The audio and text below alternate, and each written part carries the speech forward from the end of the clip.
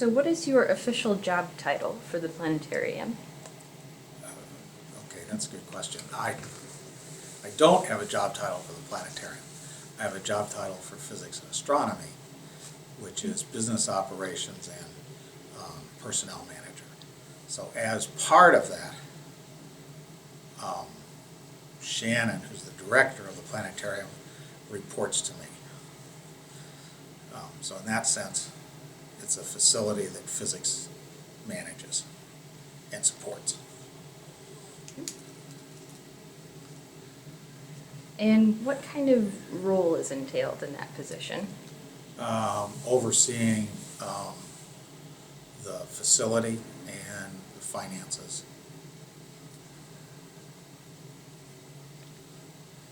How did you first start working for the Abrams Planetarium? I didn't. I was here long before the planetarium was part of physics. It was historically a unit of something called academic services, which I think included the library, what used to be called instructional media, and the museum and the planetarium. They broke that up, and the planetarium, perhaps understandably, became part of the College of Natural Science. At one point, well, natural science ended up with a dean that either he didn't think the planetarium was very valuable in terms of what it was doing, and or simply it was in his opinion, the least of the evils when he had to make budget cuts. So at one point, at several points in time, it was going to be closed. The last time, they survived a couple scares. The last time, the chairman of the physics department went and said, look, there's virtually no top 20 physics department that doesn't have an astronomy department, which at one point was going to be eliminated, and that we use the planetarium for classes, and it makes a big difference to us in our teaching if the planetarium is closed. So the dean said, that's okay, but you can be in charge of the planetarium, but I'm not going to provide any additional support. So whatever, and they'd already cut the budget substantially. So we got the planetarium with what little budget they had left, and we did a few things right away, which we were able to do. We argued and got money for renovating the restrooms, which sounds crazy, except this was in the era when people were getting very sensitive to whether or not restrooms were handicap accessible. So we got an agreement that that other people at the university would pay to renovate the restrooms. But then ever since, it's been managed by physics, basically. And along the way, we've been able to get a lot of work done at the planetarium by primarily people like in infrastructure planning and facilities, and then some of our own money. So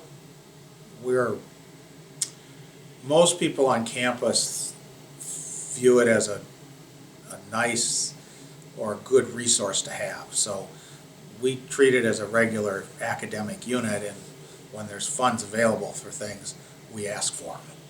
And so, for example, we've renovated the lobby. We've and that includes both the ceiling and the floor. We've made improvements in the blacklight gallery. We removed asbestos from the dome. The dome was done in the late 50s, early 60s, and so it was insulated with asbestos. And so we got money to remove the asbestos, and In order to remove the asbestos, they had to remove the original dome. So the dome that's there now is a new dome inside. You don't, unless they showed it to you, what you see that they're projecting on is perforated aluminum. It's panels of perforated aluminum that's hung from a superstructure that looks like a geodesic dome. And so that, what you're seeing is a dome that's hung from a support structure. So lot of renovation money has gone into upgrading and keeping the planetarium modern. And the last two things we did were to buy an all-dome video projector and to install LED lights, so we don't use incandescent lights anymore for the shows or for the effects. So we have a lot more we can do. We can do a lot more and a lot of different things with all-dome video and with the lighting, the LED lighting that we have. That's the kind of thing which lets us do things like the game night. And in addition to just doing astronomy stuff, we can show any kind of video. And so we have two cameras that we bought recently which shoot 360-degree video. So if we can take them somewhere or give them to somebody, and if they're going someplace interesting, we can come back with 360-degree video, which lets you simulate the effect of walking down the street, for example. And you can see above you, to each side, and behind you as the person walks down the street. So lots of different things. And we can also show movies that people create, animations. So if you create an animation of, for example, protein folding, we can show that to your class. So instead of people basically trying to stand around a monitor, a computer monitor, and watching this, they can watch it on the dome. Okay, so it's opened up a lot of possibilities, and as a result, we're hosting events and classes that have nothing to do with astronomy. Art history, and other things like that. Museum studies classes, I think maybe some biology classes. So a lot of possibilities when you have all-dome video. And it doesn't have to be that it's, in the worst case, it's simply a big theater, movie theater. It doesn't necessarily wrap around or overhead, but we can show video, basically. And so, I say in the worst case, it's like a really big. It's bigger than a home theater, but not as big as a movie theater.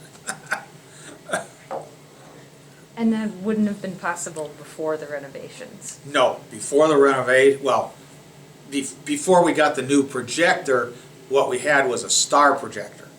And basically that's a series, that's basically a pinhole projector.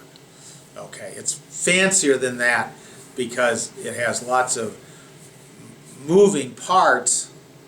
Well, the original one was that. We had an interim one which was video, but not all dome video. So it only still projected stars as patterns. It had some capability to show that you could outline, for example, a constellation and things. But this one has much more capability. So we've gone through the first or second generation, technically, was still pinhole projectors, basically.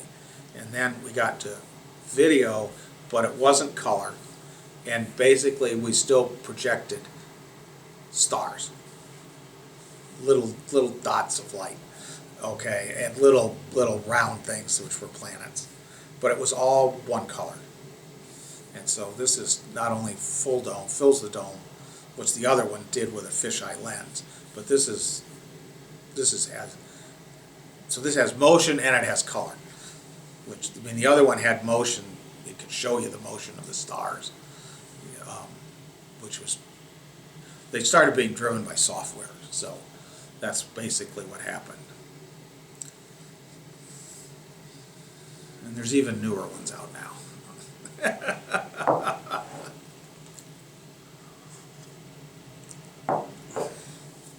So you initially had no plans to oversee what you do now for the planetarium? That's correct.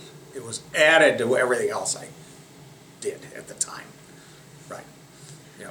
What was it like taking over that position? Well, I basically didn't know anything about it except from when I was a student. You know, I had gone to planetarium shows, but it was new to me. I had to become acquainted with the staff um, and how the planetarium was operated and how it was funded.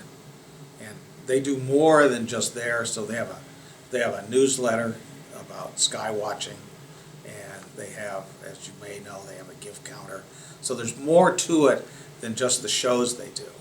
And the shows are divided basically into K-12 shows plus public shows.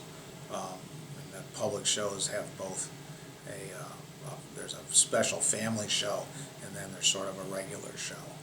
And so they're actually doing a lot of different things. And then, of course, the lobby is used as an exhibit space, and even then, they were occasionally hosting events. So people would want to do a birthday or a wedding reception or a wedding they've had. So there was other things that were being done at various times. So I had to learn how all of that worked, and basically start from scratch and learning about planetarium. I got myself an invite to Chicago, to Adler, and I spent a couple days there, and they showed me how they operate. And they were very cordial, and that was very useful.